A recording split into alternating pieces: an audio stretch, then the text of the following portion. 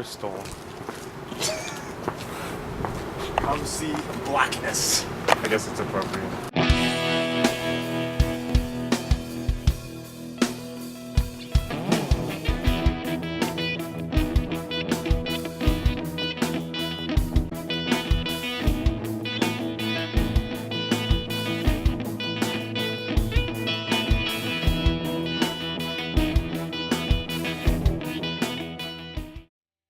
I was very nervous about doing it. I was toying with some different plays that I was thinking about, and then I thought, well, Hamlet would be really exciting to do. And then I thought, no, it's too big. It's too hard to do.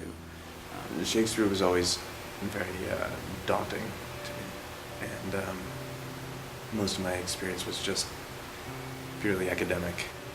I mean, hearing that we were going to do Hamlet, of course, is something entirely different. Will we be able to, I get very concerned, are we going to do something that's going to bore the audience? And I don't want that to happen, obviously. So I'm nervous about doing Shakespeare, I'm nervous about doing Hamlet. Am I going to be able to put together a production that's going to tell a story or are we going to get in the way of Shakespeare? So I would say that I had real reservations going into it, very concerned. But the more I read it, and the more I analyzed it, and the more I cut it, because I did a lot of cutting, it made me feel more and more confident as I was getting ready for it.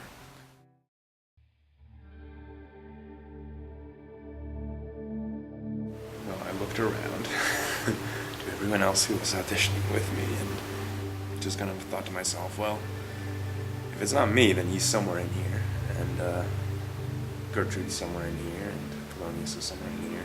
Because a lot of people were saying, oh, he's got everybody cast already. A lot of people were saying he's going to have to pick up things from auditions because you need good actors in this spot, like you can't have it all already cast out. And in an audition, you just try and dispel any notions that you have in your head about who you might get or anything, and you just try and do the best you can with what you're given to read. The show is Hamlet, okay, that's the main stage. But there are also two one-acts. What's going to happen tonight is you're going to read for Hamlet. Okay? The main stage rehearsals are going to be, I hope you've kind of looked at this schedule. We've got a really short time, shorter than what we normally have. The show text before spring break is unusual. Usually it's all after spring break. But the show's going to text before spring break and will go up the immediate week after spring break. So, in order to be able to do Hamlet in that short of time, the rehearsals are going to be 6 to 10. Normally it's 6 to 9 or 7 to 10. The rehearsals are going to be 6 to 10. And that does not mean that anybody would be called here from 6 to 10 except me and stage manager. I hope you notice that I am looking for a stage manager. So if you're interested in that, please mark on the stage. If you need to get an audition form back and mark it. I was excited to see, we had a good crowd for auditions, if I remember correctly. I think we did. I was going through my head, just tried to stay in a mindset, tried to stay in a zone the entire time. Therefore, since brevity is the soul of wit, and tediousness of limbs and aptly flourishes, I will be brief. Are you not honest? As the different children of the earth, happy in that we are not over happy. Get thee to a nunnery. Get thee to a nunnery. Get thee to a nunnery. To a nunnery, go. But the acting is not realistic in the way that the acting is realistic in the rest of the play. So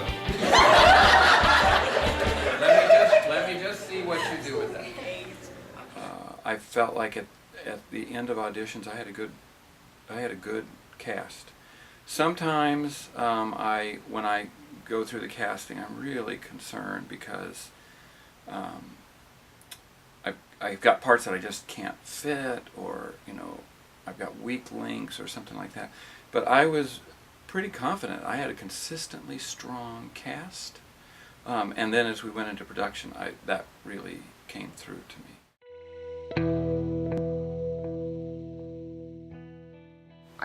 I wasn't expecting it all. That wouldn't have been my prediction. I didn't actually see my name on the on the board because I went into my theater lit class and one of the students was like, "Oh, hello, Claudius." I didn't know that the cast list was going to go up as early as it did, and I had class right next to the call board that the list was posted on, and I was literally just walking right into the class, and everyone said, "The list is up. Oh, I got so-and-so and so-and-so." And it's a personal policy of mine never to run up to look at it. I always like to look at it on my own so that I can either laugh or cry on my own. And it's just always embarrassing when there's so many people around and they just kind of expect a certain reaction out of you. And I looked, tried to remain as placid as possible while I was dancing uncontrollably inside. And Dr. Anderson was behind me, and she just kind of sighed and said, "Good luck with that, Julian."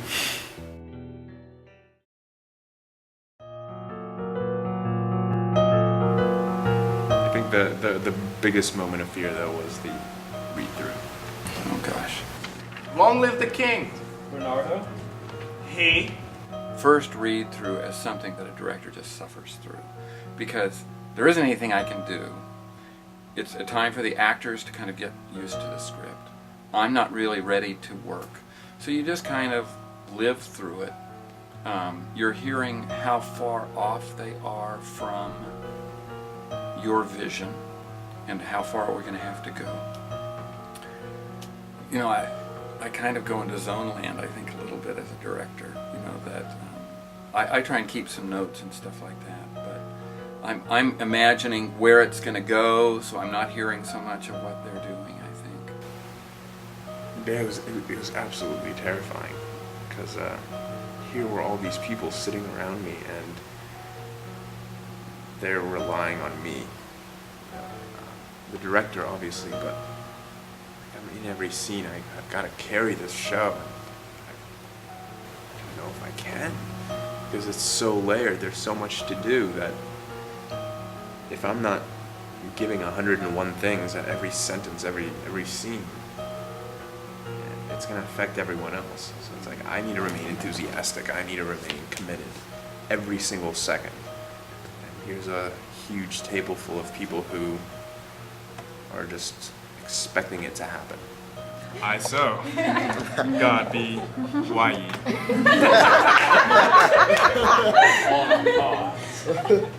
Need to articulate that. What's Hecuba to him, or he to Hecuba, that he should weep for her? What would he do had he the motive and the cue for passion that I have? He would drown the stage with tears and cleave the general ear with horrid speech, make mad the guilty, and appall the free, confound the ignorant, and amaze indeed the very faculties of eyes and ears. Yet I, a dull and muddy, meddled rascal, speak electronic dreams, unpregnant of my cause, and can say nothing. No, not for a king.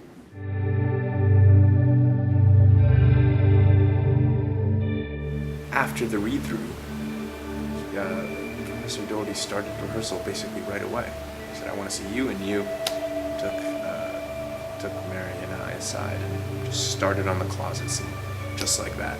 I knew that I needed to get started right away. That was a place where I also felt more comfortable. That scene, I also had two stronger actors in that, and I wanted to say, okay, let's just start there. That was pretty terrifying as well, because I think both of us realized what we had to invest ourselves into this semester and what was really at stake. You know, this isn't really just going to be a museum piece. Oh, Hamlet, the Prince of Denmark. You know, one of the first things he said was just, "You as Julian, talk to you as Mary, and tell her this." And needless to say, he scared the shit out of both of us. But one of the things I think that was big that he does in all his plays is he really tries to make it applicable to us and our situations and make our characters more personal for us and the reasons why they do things, and to speak the lines as naturally as possible. When people start reading them like a line, that's how they play. You got to be able to put them into your mouth in a way that it doesn't appear. It appears improvisation. It appears as if these are your words and not Shakespeare's words. Prison, my lord. Denmark's a prison. Oh, then is the world one? A goodly one, in which there are many confines, wards, dungeons, Denmark being one of the worst. We think not so, my lord. Why then 'tis none to you, for there's nothing either good or bad, but thinking makes it so. To me it is prison. Okay, can you come to answer, that? So you're not right. Yeah. One of the hard parts were the soliloquies, because I didn't know exactly what to do with them to keep them interesting.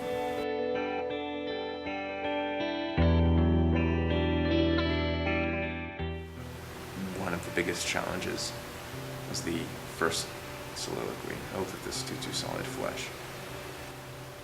Because as opposed to a whole cast table of people judging you, now you have an entire audience judging you, and it's just you on stage. And it's like, if they don't sympathize with me from the first moments of the play, they're not going to follow me for the next few hours. Oh, that this too solid flesh would melt. Thaw. Resolve itself into a dew. Or that the everlasting had not fixed his cannon against self-slaughter. God. God!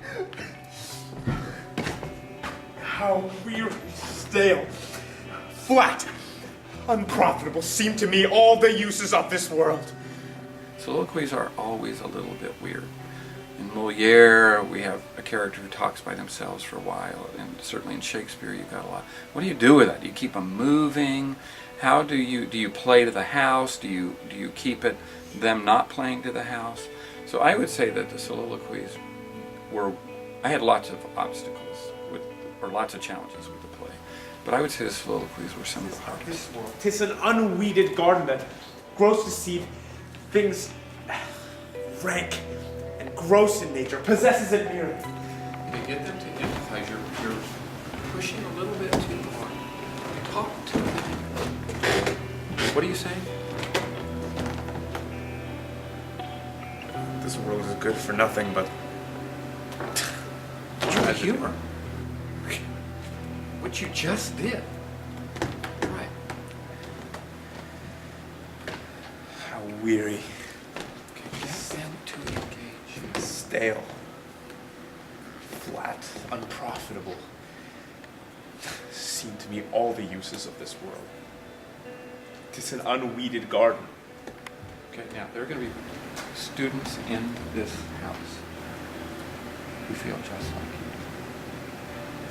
What the hell am I doing? I'm lost. I don't know what to do. I don't know what my major is. That's what you're saying to them. Don't you feel like this? Engage them that way. The world's it's junk, isn't it? Come on. Don't you feel that way? So make sure that it's not just at them, but it's eliciting from them. Let's warm up together, Shay. Yeah, can we? Yeah. Hey, everyone, we're doing warm-ups and stuff. What? Continue guy today at a minute or two till 2. Now roll up these slowly. Alright. Just do it. This is Claire and Shay warm up, not Emily. I think this is deeply hard to say, yet harder still to do. How about that before?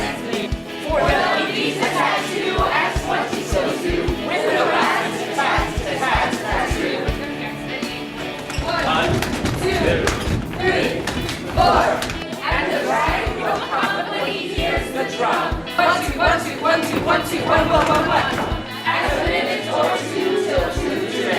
Is this really a warm-up? I really like this warm-up. It's relaxing, it's calm, and you're making me crazy, chick.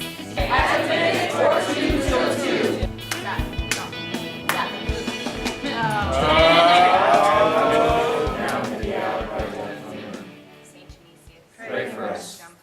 Pray for us. Saint Vitus. Pray for us. Our Lady Queen of the Theater. Pray for us. In the name of the Father, and the Son, and the Spirit. Amen. What line? No, Not so. Helio. No more but so. No more but Okay, that's fine. 1, 2, 3. No more but so.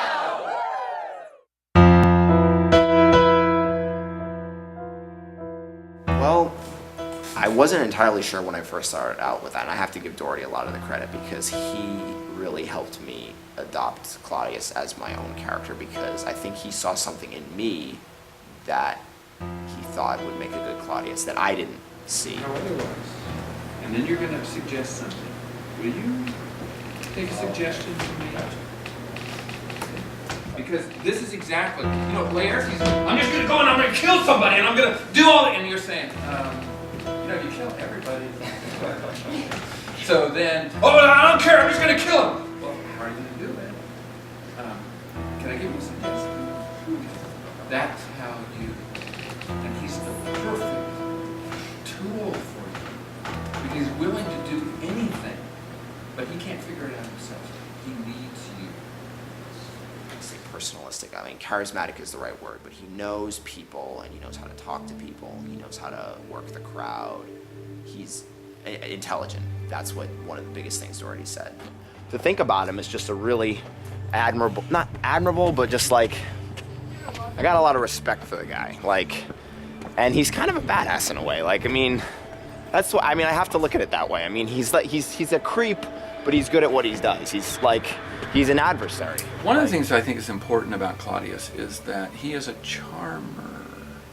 He's able to make people, he's got a certain vulnerability that makes people kind of believe in him and go along with him, although he's also dastardly.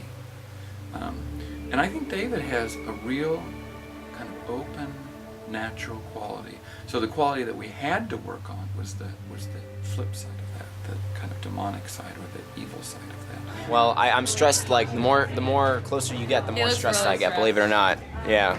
Wait. Talking about my stress level. The past 2 nights of rehearsals, Not your stress level. Dave has become a method actor, and he's realized that since he's the king, he shouldn't be on stage at the appointed times, because he's the king, so no one should tell him what to do.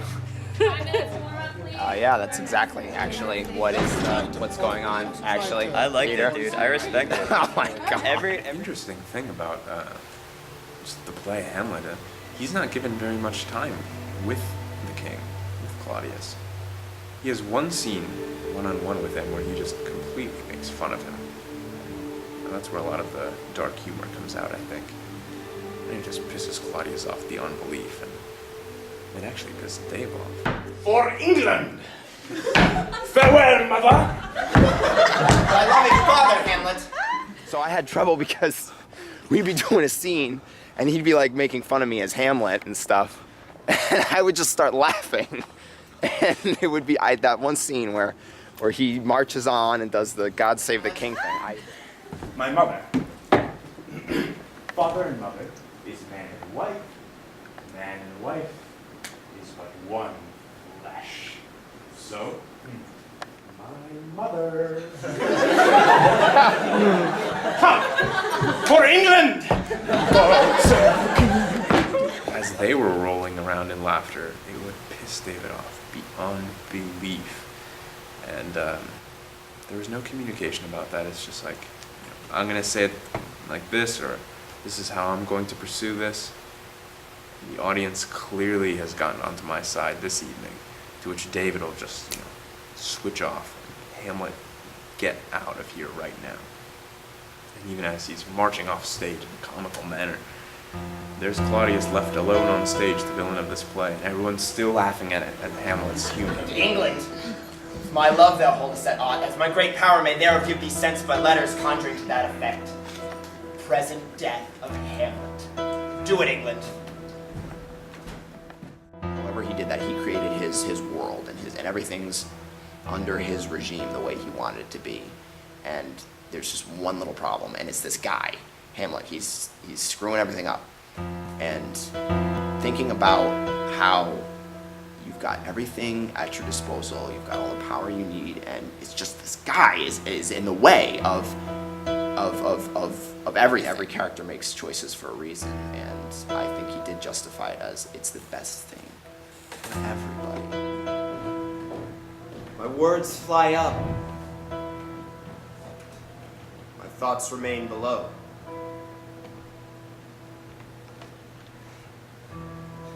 Words without thoughts never to heaven go.